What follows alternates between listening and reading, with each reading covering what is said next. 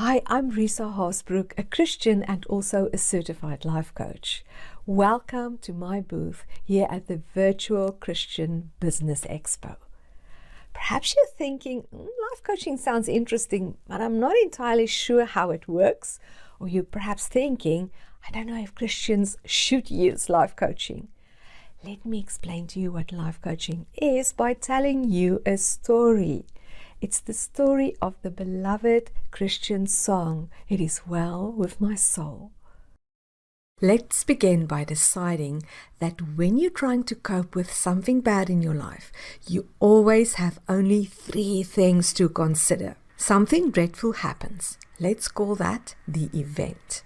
And then a process kicks in where those 3 things I've talked about are involved. If you know what these 3 things are and how they play off each other, you'll get a much better handle faster on your difficult situation. Here are the only 3 things you have to consider when something bad happens. Your thoughts, your emotions, your behavior. We call it the thinking, feeling, acting cycle. Mind, heart, and body operating in concert. And how you manage that cycle will create a certain outcome for you. Let me tell you how this cycle played out in a real Christian's life. His name was Horatio Spafford, and he was the one who penned the famous words of the beloved hymn, It Is Well With My Soul. A whole list of terrible events happened in his life before he wrote the song. First, his 4-year-old son died. Then the Great Chicago Fire of 1871 ruined him financially, and the economic downturn of 1873 eroded his business interests further. He then sent his wife and 4 daughters ahead of him to England to help with an evangelistic campaign.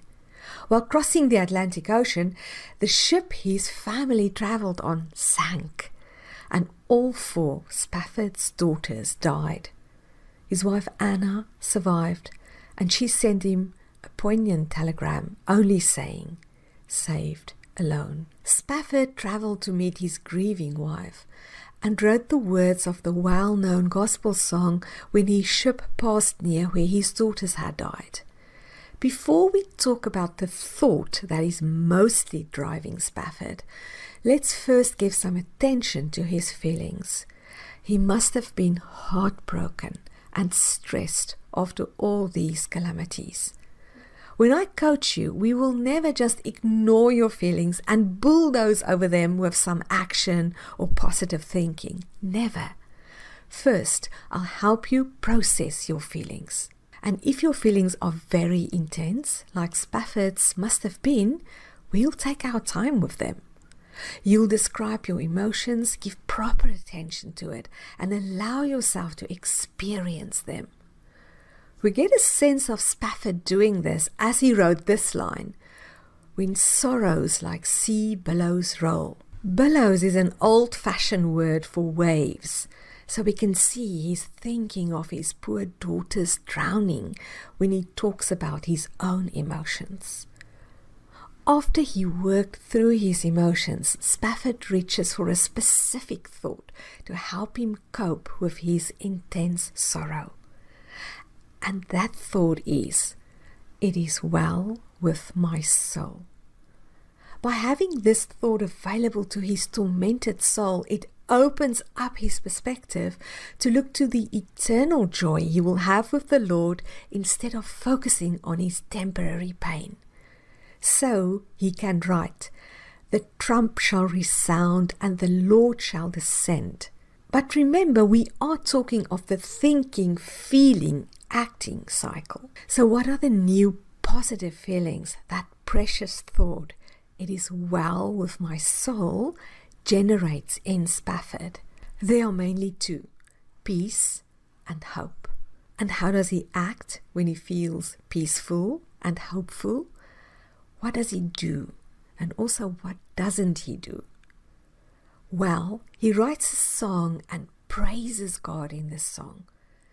He also reminds himself of God's salvation and His promises.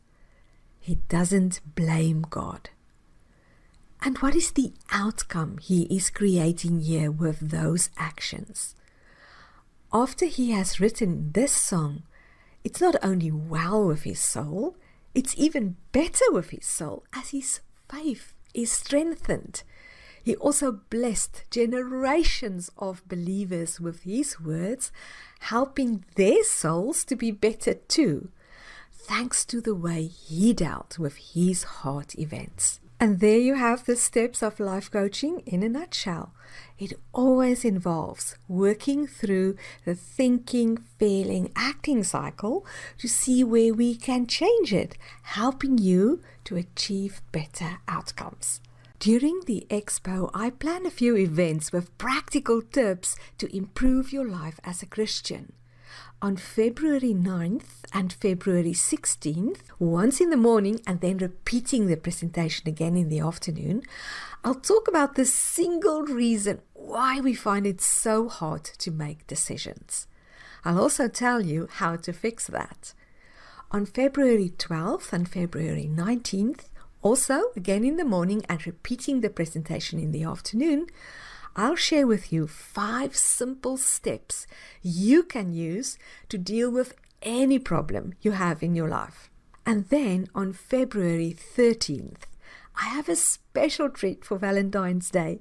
I want to inspire you to be your own Valentine this year, and I'll talk about ways you can do that. Also, why you should do it.